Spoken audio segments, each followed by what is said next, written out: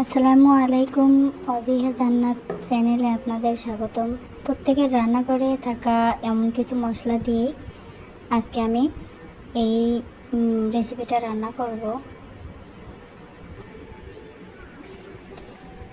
দেখেন এখানে আমি কী নিয়েছি সব কিছু দেখিয়ে দিয়েছি। এখন চুলায় একটা কুকার বসিয়ে দিয়ে এর মধ্যে দিয়ে দেবো তেল একটু বেশি পরিমাণে দিবেন, কারণ মাংসের তেল একটু বেশি হলে স্বাদটাও বেশি হয়।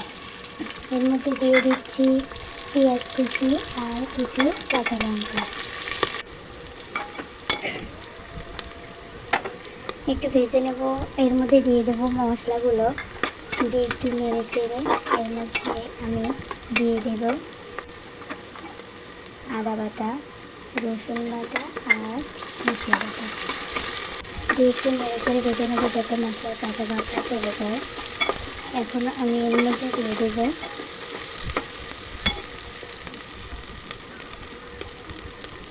কাঁচা লঙ্কা, দেখতে পাচ্ছেন। এর মধ্যে কিছুটা লবণ আর হলুদের গুঁড়া আর হচ্ছে পেঁয়াজের গুঁড়া দিয়ে এর মধ্যে একটু পানি দিয়ে নেড়ে চেড়ে একটু আবার একটু কষিয়ে নেব যতক্ষণ পর্যন্ত তেল না উঠে আসে। দেখতে পাচ্ছেন এখন তেল উঠে এসেছে। এখন এর মধ্যে আমি দিয়ে দেবো মাংসগুলো দিয়ে একটু নেড়ে চেড়ে আমাদের মাংসগুলো একটু কষিয়ে নেব। এইভাবে রান্না করলে আসলে মাংসের স্বাদটা বেশি থাকে।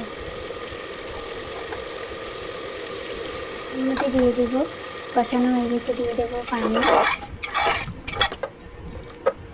পানিগুলো অ্যাড করা হলে আমি ঢাকনা দিয়ে ঢেকে দেবো।